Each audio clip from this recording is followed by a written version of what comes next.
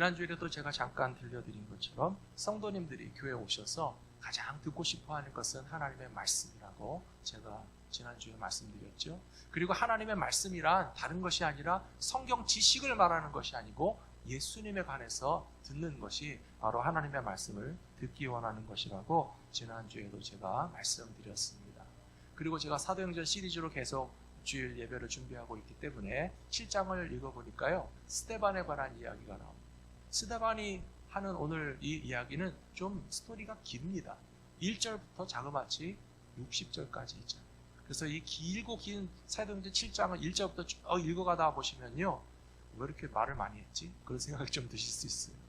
혹은 스데반이 지금 순교하기에 앞서서 정말 자기가 믿는 믿음에 대해서 변론하고 변증하기 위해서 굉장히 많은 내용들을 여기 담을 수밖에 없었다라고 하는 것을 이해하기는 하지만, 보통 우리가 성경을 읽으면서 사도행전 7장 1절부터 쭉 읽어가시다 보면 무슨 말을 하려고 하는지 좀 정리가 잘 안 되실 수가 있어요. 그런데 정리해서 제가 말씀드립니다. 앞부분엔 아브라함에 대한 이야기가 나오고요, 아브라함의 자손에 관한 이야기가 나오고, 애굽에 내려가서 모세와 이스라엘 백성들이 출애굽한 다음에 율법과 계명을 받은 이야기가 쭉 나오는데요, 그걸 좀 집약해서 말씀드리면, 하나님께서 아브라함을 통해서 그 백성을 구원하시기로 하신 계획이 끝에 가면 예수님을 통해서 완성된 것이고, 모세를 통해서 율법과 계명을 주셔서 하나님의 거룩한 백성으로 살도록 하셨는데, 그것은 하나의 모형이고 설계도고 그림자인데, 그것의 완성품은 바로 예수님이라는 사실을 이야기하고 싶어서 이렇게 긴 이야기를 하고 있는 거예요. 이걸 제가 조금 더 압축해서 오늘 설교 제목으로 만들었는데요, 그것은 뭐냐면 성경의 결론은 예수 그리스도라고 합니다. 사랑하는 성도 여러분, 크리스찬들에게 질문하면 이것을 대답하실 수 있어야 됩니다. 성경은 뭐 하는 책입니까? 라고 물으면 어떻게 대답하셔야 되나 하면요, 성경은 예수 그리스도에 관한 책이라고 대답하실 수 있어요. 물론 그보다 먼저 성경은 하나님의 말씀이라고 대답할 수 있겠죠. 틀린 말씀이 아닙니다. 성경은 하나님의 말씀인데요, 그럼 하나님이 뭐라고 말씀하셨는데요? 라고 묻는다면, 하나님께서 예수 그리스도를 통하여서 구원받는 도리에 관해서 기록해서 알려주신 것이 성경책이라고 대답하실 수 있어야 그것이 바로 정답이라고 하는 것입니다. 오늘 스데반도 마찬가지입니다. 아브라함 이야기를 길게 한 이유는 다른 데 있지 않고, 하나님께서 아브라함의 자손을 거룩한 백성, 옳다함을 받는 백성이라고 삼으신 것의 완성이 예수님을 통해서 이루어졌는데 왜 예수님을 안 믿습니까? 라고 변증하는 것이고요, 모세를 통해서 율법과 계명을 주신 것도 하나님의 구원을 깨달아 할 수 있도록 가르쳐 주신 그런 과정인데, 그 끝에 가서 왜 예수님을 깨닫지 못합니까? 라고 하는 이야기를 하기 위해서 이 두 줄기의 중요한 메시지가 사도행전 7장에서 흘러내려가고 있고, 결론에 가면 예수님을 만난다라고 하는 사실을 제가 오늘 같이 나누려고 말씀을 준비했습니다. 말씀을 보시면 스데반이 끝에 가서는 순교하게 되는데요, 굉장히 안타까운 일입니다. 예수님을 믿는 사람이, 제자가 왜 이렇게 고난을 당하고 순교를 해야만 했을까? 굉장히 슬픈 일이기도 하지만, 그러나 역사를 우리가 좀 들여다보시면 진리를 따르는 사람들이 고난을 당하는 경우는 많이 있습니다.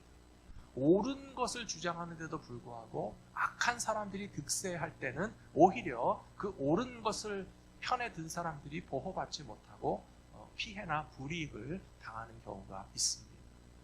우리 가까운 과거의 역사를 돌아보시면 민주화를 위해서 고생하시던 분들이 희생되는 경우도 있었죠.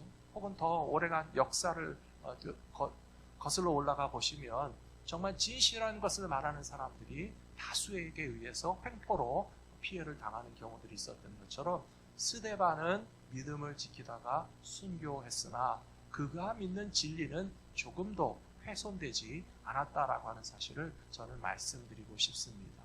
오히려 자기의 생명이 다하는 날까지 지켰던 스데반의 믿음 속에 있는 그 진리가 무엇인지 그의 죽음으로써 더 많은 반향과 많은 사람들이 오래오래 기억하게 되는 그런 기회가 되었다는 것을 우리는 순교자의 죽음을 통해서 깨달을 수 있는 교훈이라고 생각합니다. 그렇다면 스데반이 이야기하고 싶었던 것이 뭐라고요? 첫 번째로 아브라함에게 주신 거룩한 언약을 완성시켜 주시는 분은 오직 예수 그리스도다라고 하는 것을 말씀하고 있다는 것입니다. 하나님께서 아브라함을 택하신 것은요, 하나님의 구원의 역사를 이루시기 위한 계획이 있으셔서 그를 부르신 것입니다. 그런데 이스라엘 사람들은 좀 착각에 빠진 것이 무엇인가 하면 혈통적으로 아브라함의 자손이기만 하면 다 거룩한 백성이 되는 줄로 좀 착각을 하고 있었다는 것이에요. 또 그뿐만 아니라 모세를 통해서 율법을 주신 것을 굉장히 자랑스럽게 생각했습니다. 그것은 틀린 것은 아닙니다. 하나님의 말씀을 받아서 거룩한 백성으로 부르심을 받았기 때문에 자랑스럽게 생각할 수 있지만요. 그러나 더 중요한 것은 뭐냐 하면 오늘날로 제가 바꿔서 말씀드릴게요. 예수 믿는 가정의 부모님의 사이에서 아이가 태어나면 교회를 데리고 오시죠. 어린아이를 교회에 데리고 오는데 그 아이가 엄마 아빠 손에 이끌려서 교회 왔다고 해서 구원을 받았습니까? 아직 못 받았습니까? 아직 못 받았죠. 유아 세례도 받고 교회도 데리고 오고 아이가 교회에 와 있지만 그러나 엄마 아빠가 예수를 믿는다고 해서 교회에 데리고 왔다고 해서 그 아이가 아직 구원받은 거 아니에요. 교회에서 말씀을 배우고 신앙이 자라고 이제 성년이 되어서 스스로 자기 신앙 고백할 때가 되어야 엄마 아빠도 예수 믿고 구원받았지만 그 자녀도 자기 믿음으로 구원받게 되는 것과 마찬가지로 아브라함의 후손으로 태어났다고 해서 다 구원받은 것이 아니라는 사실을 이야기하는데도 사람들이 그것을 못 알아듣는 거예요. 율법책도 마찬가지입니다. 하나님의 말씀은 거룩한 말씀이고 그 말씀을 지켜서 행하는 것은 좋은 일이지만 성경책을 가지고 있다고 해서 성경 공부를 많이 했다고 해서 성경에 관한 지식이 있어서 말씀대로 살려고 노력한다고 해서 그것 때문에 구원 받습니까? 못 받습니까? 못 받지요. 못 받습니다. 분명히 아십시오. 성경의 지식, 성경의 공부 혹은 성경 말씀대로 살려고 노력했다고 해서 구원받는다고 그러면 그것은 공로주의가 되는 것이고요. 율법주의가 되는 것입니다. 그러나 성경은 우리에게 분명히 말씀하시기를 율법을 통해서는 우리가 죄인인 것을 깨달을 뿐이에요. 그리고 죄인은 하나님 앞에 반드시 회개해야 되는 것입니다. 그리고 우리가 구원받게 되는 것은 공로도 아니고 율법 때문도 아니고 예수님의 십자가 보혈로 말미암아 하나님의 은혜로 구원받았다는 사실을 알고 계시죠. 스데반은 지금 그 이야기를 하고 있는 것입니다. 이스라엘 사람들이 너무 율법을 자랑하고 우리는 율법을 가진 백성이라고 율법을 꽤 지키려고 하는데 노력을 많이 했다고 해서 그것이 자신들의 의인 양 착각하고 있기 때문에 그게 아니라고 이야기했기 때문에 오히려 미움을 받았다라고 하는 사실을 좀 이해하실 수 있으실 것입니다. 특별히 오늘 읽어드린 본문 말씀 51절 사도행전 7장 51절을 보시면 이렇게 되어 있죠. 목이 곧고 마음과 귀에 할례를 받지 못한 사람들아 너희도 너희 조상과 같이 항상 성령을 거스르는도다 라고 되어 있습니다. 여기 두 단어를 좀 주목해 보십시오. 할례라는 단어와 조상이라고 하는 단어가 가리키는 인물이 한 사람이 있습니다. 누구에 관해서 말하려고 할례라는 단어와 조상이라는 단어를 썼을까요? 아브라함에 대해서 이야기하고 있는 거예요. 제일 먼저 할례를 받은 사람이 아브라함이죠. 그리고 믿음의 조상이라고 하는 사람이 아브라함이죠. 그렇지만 지금 스데반이 말하는 것은 육체에는 할례를 받았고 육신적으로는 아브라함을 조상이라고 인정하고 있지만 그러나 실제적으로는 목이 곧고 마음과 귀에 할례를 받지 못한 사람들이기 때문에 구원과는 상관없다라고 하는 이야기를 하고 있습니다. 잘 생각해 보십시오. 아브라함에게 아들이 몇 명 있었습니까? 적어도 2명이 성경에 나옵니다. 이스마엘이라고 하는 아들이 있었고 이삭이라는 아들이 있었는데요. 아브라함의 육체에서 나온 아들은 2명이었지만 그러나 이스마엘이라고 하는 아들은 제쳐놓고 이삭이라는 아들만을 하나님이 택하신 거예요.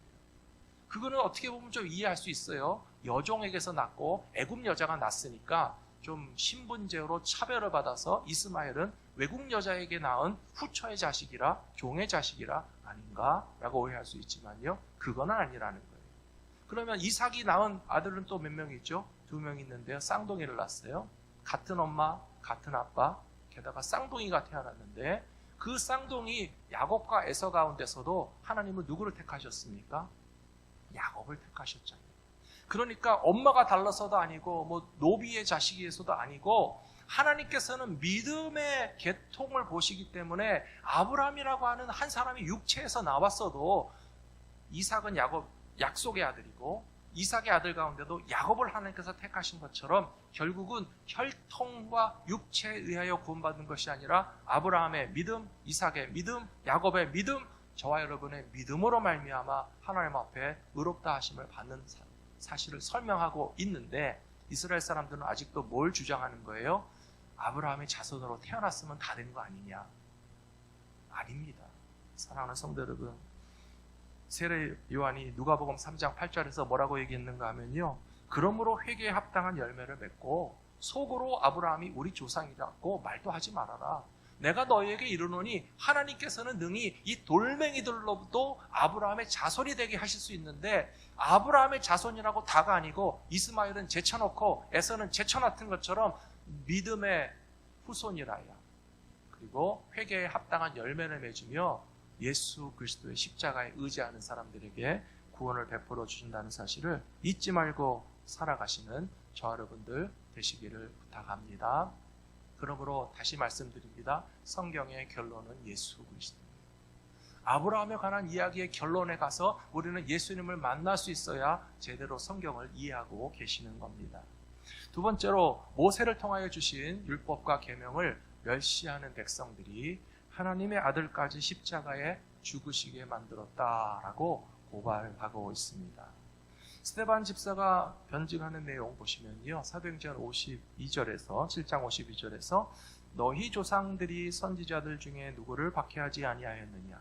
의인이 오시리라 예고한 자들을 그들이 죽였고 이제 너희는 그 의인을 잡아준 자요 살인한 자가 되나니 너희는 천사가 전한 율법을 받고도 지키지 아니하였도다 하니라. 좀 이해하기 어려운 말씀일 수 있는데요, 율법을 잘 지킨다고 생각하는 사람들에게 여러분들은 율법을 잘 지킨 게 아닙니다 라고 말하니까 그게 조금 받아들이기 힘들었을 거예요. 스데반의 논리는 무엇인가 하면, 모세를 통해서 하나님이 율법과 계명을 주신 것은 나중에 가서 예수님을 좀 알아볼 수 있도록 준비시키고 연습시킨 건데, 어떻게 율법을 받아가지고 율법대로 산다고 해놓고서 끝에 가서 예수님을 부정하는지 이해가 안 된다. 제가 좀 더 쉬운 설명을 해드릴게요. 건물을 지을 때 설계도를 그리거든요. 건축을 해보신 분들은 설계도를 딱 보면요, 그게 이제 집처럼 보일 수도 있고, 우리 같은 평범한 사람들은 종이 위에 그림을 그려놨다고 집이 보이는 것은 아니에요. 잘 못 알아봅니다. 그렇다면 조금 더 이해하기 쉽기 위해서 그 평면에 그려져 있는 설계도를 좀 모형으로 만들어서 이 설계도를 가지고 이런 집을 지을 겁니다 라고 모형까지 만들 수 있겠죠. 그러면 이제 왜 아파트 청약하기 위해서 모델 하우스 같은 데 가시면 이렇게 만들어 놓은 것을 보고 아, 이런 집을 짓겠구나 라고 하는 것을 보면서 이제 아파트를 사야지 그런 생각 하시지 않겠어요? 구약의 말씀도 마찬가지. 하나님께서 모세를 통해서 율법과 계명을 주신 것은 하나님의 구원의 계획을 그림으로 그려서 보여주신 겁니다. 혹은 어린 양을 잡고 소를 잡고 번제와 소제를 드리고 속죄제를 드리면서 하나님께 예배드리도록 하신 것은 일종의 모델하우스나 그런 그림자를, 모형을 통해서 나중에 누구를 통해서 구원받게 될 것을 미리 보여주신 거예요? 예수님을 통해서 구원받게 될 것을 보여주신 것인데, 참 답답하게도 율법과 계명을 그렇게 공부해놓고 또 양을 잡아서 하나님 앞에 유월절 예배도 드리고 번제도 드리고 소도 잡고 아사셀 염소에게 죄를 전가해서 광야로 내보내서 죽이는 거 다 해놓고도 끝에 가서 그것이 누구를 상징하는지 못 알아듣잖아요. 누구를 상징하는 겁니까? 예수님을 만날 수 있는 지도와 설계도와 과정으로서 하나님이 주신 것인데, 왜 끝에 가서 예수님을 부정하고 오히려 예수님을 십자가에 죽으시게 만들었느냐라고 하면서 지금 스데반이 이야기하고 있는 것입니다. 사랑하는 성도 여러분, 요한복음 19장 6절을 보면서 저는 참 아이러니하지만 중요한 사실을 깨달았습니다. 우리 같이 한번 읽어보도록 하겠습니다. 대제사장들과 아랫사람들이 예수를 보고 소리질러 이르되 십자가에 못 박으소서, 십자가에 못 박으소서 하는지라. 빌라도가 이르되 너희가 친히 데려다가 십자가에 못 박으라. 나는 그에게서 죄를 찾지 못하였노라. 아멘. 마지막 밑에 두 줄을 보세요. 빌라도가 로마의 총독인데 예수님을 재판했습니다. 그리고 예수님을 재판한 결과 판결을 내렸는데요. 이 판결이 잘 됐습니까? 잘못됐습니까? 잘못됐습니까? 잘 됐습니까? 잘못됐죠. 왜 잘못됐어요? 그에게서 죄를 찾지 못하였노라라고 말했죠. 근데 판결은 뭐예요? 십자가에 못 박으라고 했어요. 죄 없는 사람에게 사형 온도를 내린 거예요. 그래서 잘못됐다는 거예요. 우리가 운전을 하다가 교통순경에 걸려서 딱지를 뗐다고 생각해 보세요. 그럼 다 하는 말이 억울하다고 그러잖아요. 나는 잘못한 게 없는데 왜 나를 잡아가지고 벌금을 매기냐 그러면 경찰이 깜짝 안 하면서 코트로 나오라고 그래요. 당신 잘못한 거 없으면 코트에 나와서 우리 한번 잘잘못을 가려보자 하는데요. 정말 나는 잘못한 게 없는데 억울하게 딱지를 뗐으면 코트에 가서 나의 에비던스를 대고 재판장에게 무죄 판결을 받을 거예요. 근데 여러분들 그렇게 코트 가서 싸워보셨어요? 왜 안 가셨어요? 솔직히 말해서 내가 잘못했으니까 안 갔잖아요. 내가 실수하고 내가 법규를 어겨서 코트 가서 다 확인해봤자 내가 유죄를 받을 것 같으면 굳이 갈 필요가 없는 거예요. 벌금 내고 마는 것이죠. 그런데 예수님에 대해서는 정반대였다는 거예요. 빌라도 총독이 바보 같은 사람이 아닙니다. 로마에서 팔레스타인 땅을 다스리라고 보낸 아주 고위직의 총독이에요. 그러면 고발을 접수하고 고발하는 사람들의 어떤 증인과 증거와 예수에 관한 이야기를 다 들어보고 그리고 예수님까지도 직접 만나봤잖아요. 당신이 유대인의 왕이냐? 라고 물어가면서 도대체 예수를 죽여야 될 무슨 죄가 있을지 다 조사를 해보고 판결을 하면서 그 판결문의 내용이 오늘 마지막 절에 보시면 내가 봤을 때 예수에게는 죄가 없다. 그래 놓고 판결 내용은 뭐예요? 그런데 사형에 처해라. 이게 말이 안 되는 거잖아요. 죄가 없으신 분이라고 자기가 확인해 놓고 죄 없는 사람에게 사형을 내리라고 하는 게 도대체 말이 안 되는 이 빌라도의 판결 때문에 그래서 우리가 사도신경에서 그 사람 얘기를 맨날 하는 겁니다. 뭐라고 사도신경에서 고백하시죠? 본디오 빌라도에게 고난을 받으사 십자가에 못 박혀 죽으시고 죄가 없다고 해놓고 사형이라고 했기 때문에 본디오 빌라도에게 책임이 있다고 사도들의 신앙 고백에 담겨져 있는데요. 근데 제가 이 말씀을 읽으면서 놀랍다고 여겨진 것은 뭐냐면요. 하나님이 이런 과정을 다 빌드업 하셨다는 거예요. 준비하셨다는 거예요. 예수님이 십자가 위에서 죽으셨지만 죄는 없으시다는 말이 지금 누구의 입을 통해서 증명됐어요? 빌라도의 입을 통해서 이분은 죄가 없는 분인데 십자가에서 죽는다라고 하는 말을 예수 편에 있는 사람들이 주장할 수 있겠죠. 하지만 예수를 십자가에 못 박아 죽게 한 빌라도조차도 예수님은 죄가 없는 분이라는 사실을 말해놓고 예수님이 십자가에서 죽으시게 만들었는데 하나님의 계획 가운데서 우리가 알 수 있는 게 뭐예요? 그럼 예수님 누구 죄 때문에 죽었어요? 우리 죄, 나의 죄. 바로 그거잖아요. 예수님은 죄가 없으신 분이라는 게 빌라도를 통해서도 확인됐지만 그럼에도 불구하고 죄인의 모습으로 십자가 위에서 죽으신 것은 예수님에게 허물이 있어서가 아니고 잘못이 있어서가 아니고 나의 죄, 우리 죄 때문에 우리를 용서하기 위하여 하나님께서 늘 사용하셨던 어린 양, 짐승이 무슨 죄가 있습니까? 유월절마다 왜 양을 잡아먹습니까? 사람이 죄를 지어놓고 왜 번제를 드리겠다고 짐승을 잡아서 죽이고 태우고 하는 거, 짐승은 죄가 없었어요. 사람의 죄를 거기다 뒤집어 씌우는 거죠.